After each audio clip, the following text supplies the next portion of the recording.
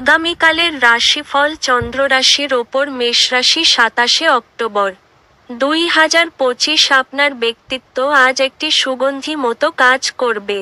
যারা ক্ষুদ্রতর ব্যবসায় পরিচালনা করছেন তারা আজ তাদের বন্ধ হওয়া ব্যক্তিদের কাছ থেকে কোনো পরামর্শ নিতে পারেন, যা তাদের আর্থিকভাবে লাভবান করতে পারে।